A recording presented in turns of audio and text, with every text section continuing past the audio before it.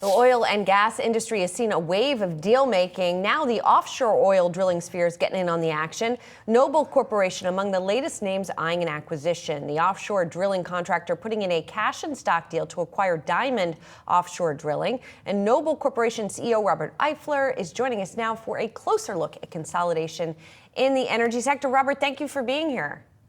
It's great to be here. Thank you so much for having me. So you guys recently announced this acquisition, $1.6 billion to buy Diamond Offshore. And this would bring up the number of offshore rigs that you guys have. Talk to me about sort of economies of scale in your business. And this is not the first acquisition you've made in the past few years. Why it has been a good idea to try to get bigger? Yeah, it's great. Thank you very much.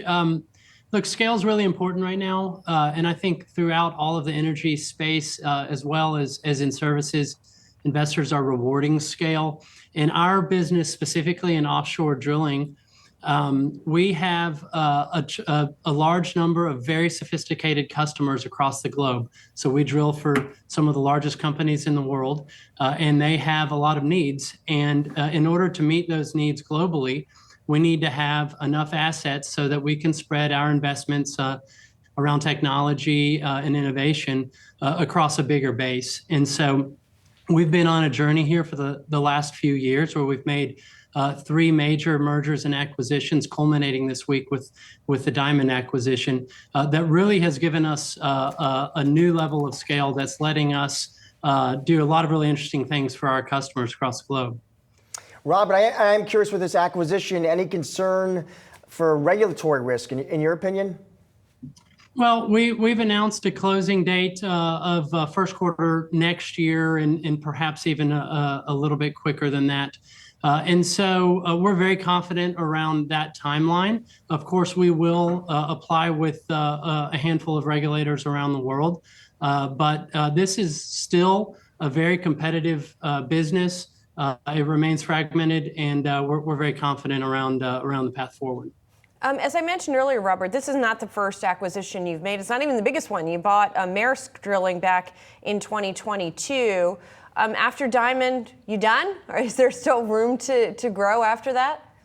Well, look, what we said when we did the Maersk deal is we said that this is the transformative merger for us. And it really has been, and I think the results have proved that. But we also said that if we were to do a deal after that, that we would be very picky, and we would make sure that it was the exact right deal for our shareholders among a number of potential deals out there.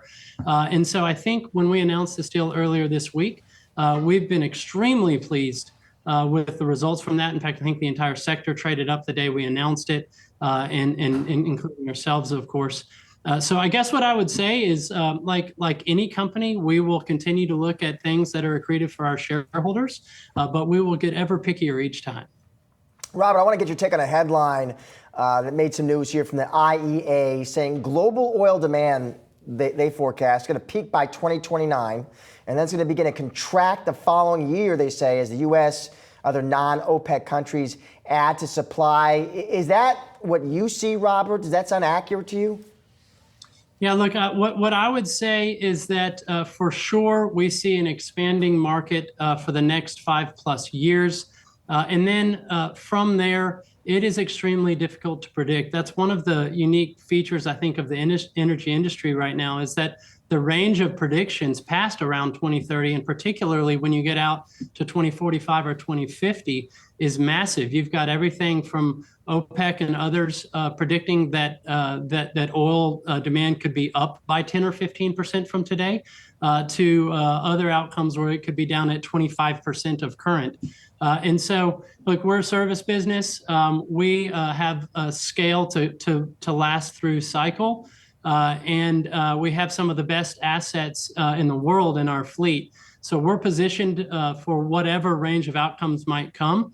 But it is remarkable just how wide the set of predictions is.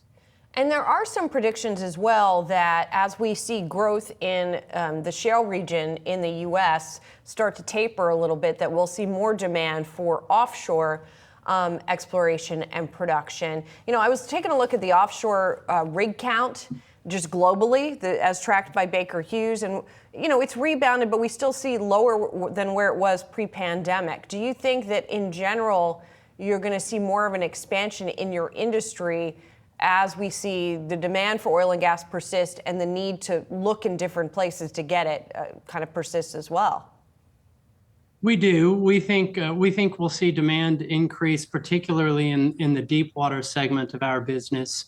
All of the leading indicators for our business are up. So our customers' budgets have been increasing sequentially year on year.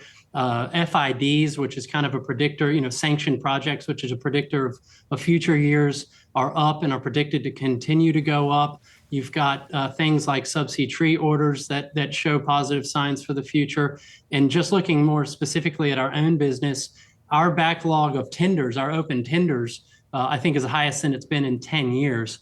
So we are seeing a return to offshore drilling, and we are seeing deep water get increased focus here, and we expect that to continue. Robert, thanks so much for your time. I appreciate it. Well, it's great to be here. Thank you very much for having me back, and especially on a really nice occasion like this week for us. Yeah, well, we'll catch up with you again, maybe when the deal closes. Thanks a lot. Sounds great. Thank you.